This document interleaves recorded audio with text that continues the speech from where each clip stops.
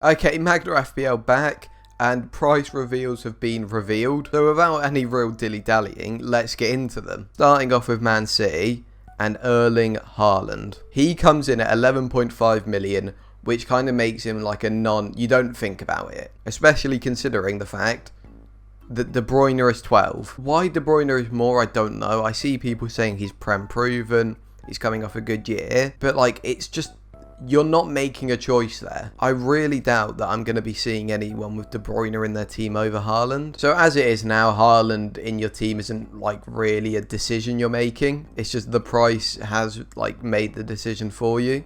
Moving on, they had Cancelo in at 7 million, which is an interesting one because Cancelo was brilliant last year. Was pretty much as nailed as you can be for a City player. Got a lot of attacking returns, a lot of clean sheets, really good. 7 million is probably right, but with Cucurella coming in, he's probably not going to be as nailed. So I know he is a natural right back, but the fact, like you can see like next season City playing Kyle Walker and Cucurella at some points during the year. This is all assuming they sign Cucurella, which looks to be fairly certain, but as I was saying, you can see them playing Kyle Walker and Cucurella at points next season, which would mean £7 million Cancelo getting benched, but he'd probably be worth the extra price if it wasn't for, if we go on here, the fact that Kyle Walker comes in at 5 million. Now, I know with Cucurella, this is all assuming Cucurella comes in. If Cucurella weren't to come in, right, which, I mean, it's possible,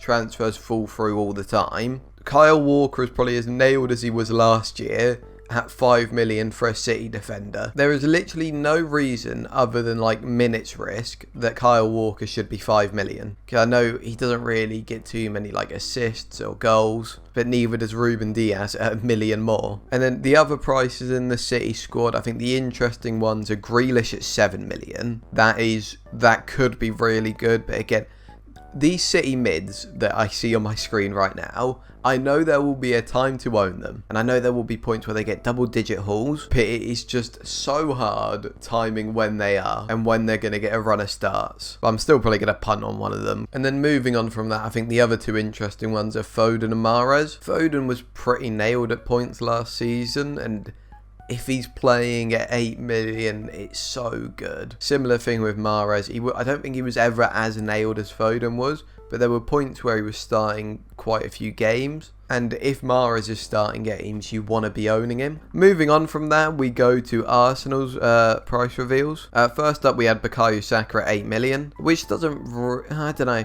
Bukayo Saka was a guy he put up about 0.5 expected goal involvements per 90. He was nailed, and Arsenal have good fixtures. So he's not out of my consideration. It's just at 8 million that might be a stretch too far, although it's not a definite no. Moving on from him, we have Odegaard coming in at 6.5, who doesn't really interest me. He was fairly nailed, although Vieira's coming into Arsenal, which could challenge his spot.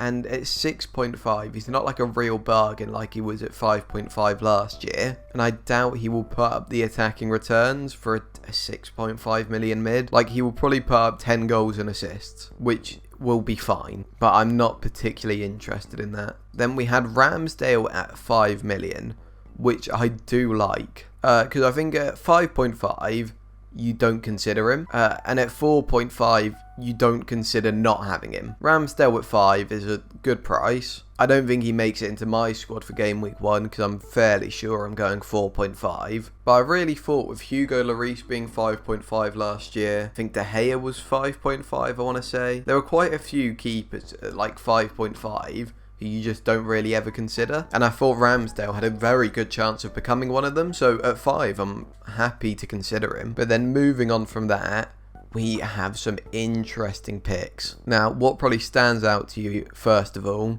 is Tomiyasu and Ben White at 4.5. Now, I think Tomiyasu is probably nailed. Obviously, Bellerin's coming back from his loan, although I don't really think he has a future at the club. And then outside of that, Cedric never challenged him when he was fit. Ben White will have the competition from Saliba next year. I've seen a fair few people writing off and just saying he won't start, which I don't particularly understand because he was quite good. Like, I think Saliba got young Was it Young Defender of the Year in the French League, or was it Young Player of the Year? He got some awards saying he was really good at Marseille. Now, I'm not going to lie and say I've watched a bunch of Marseille, but from all accounts, he had a very good loan stint there, and I think he would at least be challenging Ben White. Then the other two at 0.5 more, Gabriel and Tierney. Obviously, they both have more of an attacking potential.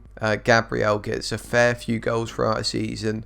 Tierney, whenever he's fit, is fairly good for XA, but I think Tierney, his injury issues always bother me. Then Gabriel, he's like the most nailed out of this back four, maybe alongside Tomiyasu. I think for me, Tomiyasu is just the obvious pick out of the defenders. Like for me, unless they were to sign a right back, or Bellerin looks to have more of a place than I think he does, Tomiyasu's in the squad and I don't really think about it too much. Moving on to the midfielders, and Nketiah.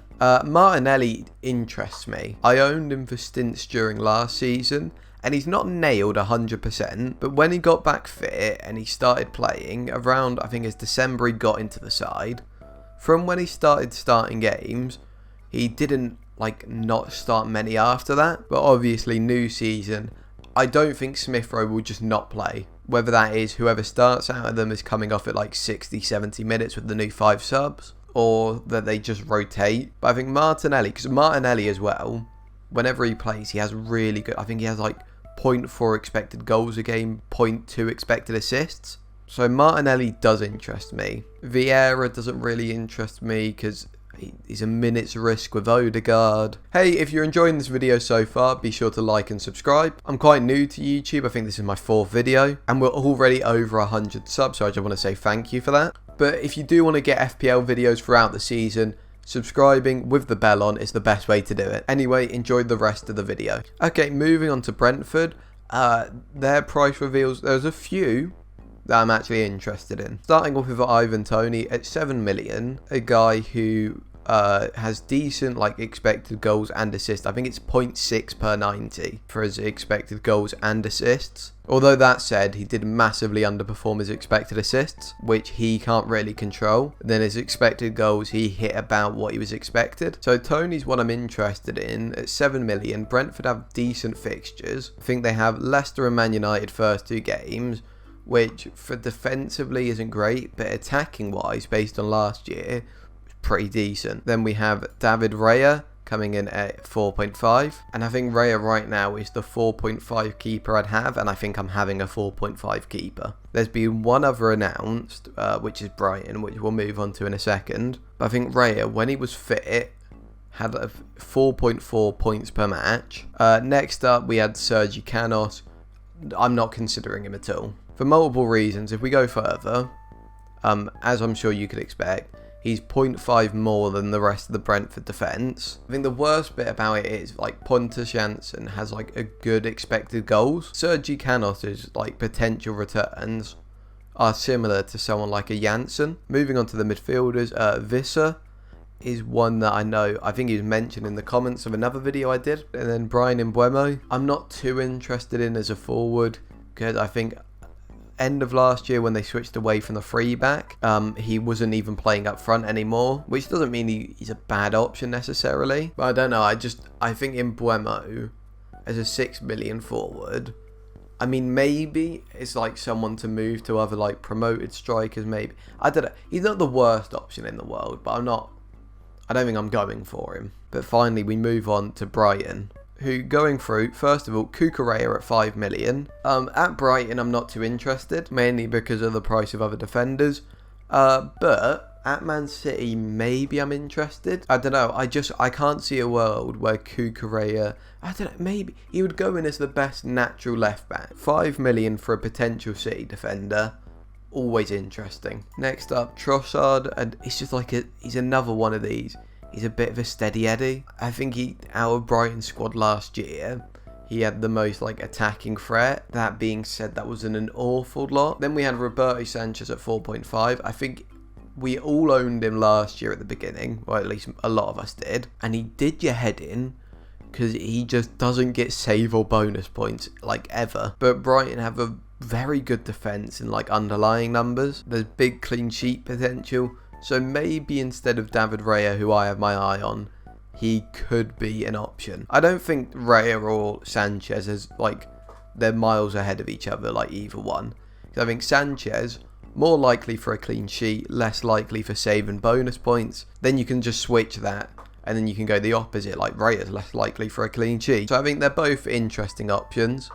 And then moving on to the big thing of these 8 players, there are a couple that stand out to me. And they are Undav, who got, I think, 26 goals in the Belgium League, I want to say. There's a good chance I take a punt on Undav, but I'd prepare for him just to be on my bench. So I think that striker spot at Brighton, especially when they play 2 up top, is so likely to be his. Then outside of him, you've got Pascal Gross at 5.5 on set pieces, but I don't think he's that interesting. Then you've got Duncan Lamptey at 4.5, and Dunk is like nailed in that Brighton defence. I'm quite interested in him. He does have like some goal threat, and then obviously Lamptey every year is meant to be a really good FPL choice. One day he'll have hamstrings which aren't made of cheese. Okay, so I was about to end this video, but it turns out since I started recording, Leeds have released their prices. I'll be honest, I thought Brighton was the last ones. I guess I was wrong. So let me look through these. Starting off, Patrick Bamford at 7.5. I thought he may be 7. I knew he was coming down from 8. Patrick Bamford at 7.5 I'm interested in, because I think it was 20 goals the season where he was fit.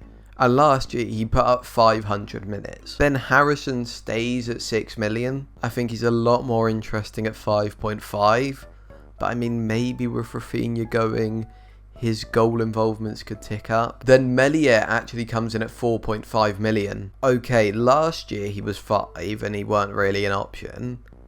But Melier, at least under Bielsa, was a guy who put up a lot of save and bonus points. And they got quite lucky the first season they were up, getting as many clean sheets as they did. But maybe Melier at 4.5 is one to consider. He wasn't even in my thinking. And then moving on, we have not too many interesting options.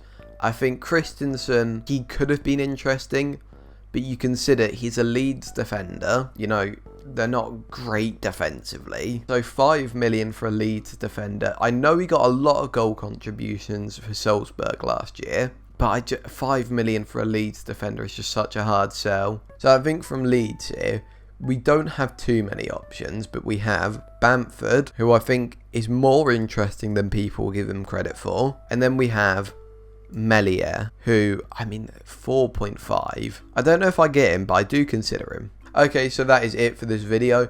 Tell me what you think about the price releases below. I'm really excited for FPL next year. Hopefully you are. If you are, be sure to like, subscribe, turn that bell on so you get the content throughout the season. And thank you for watching.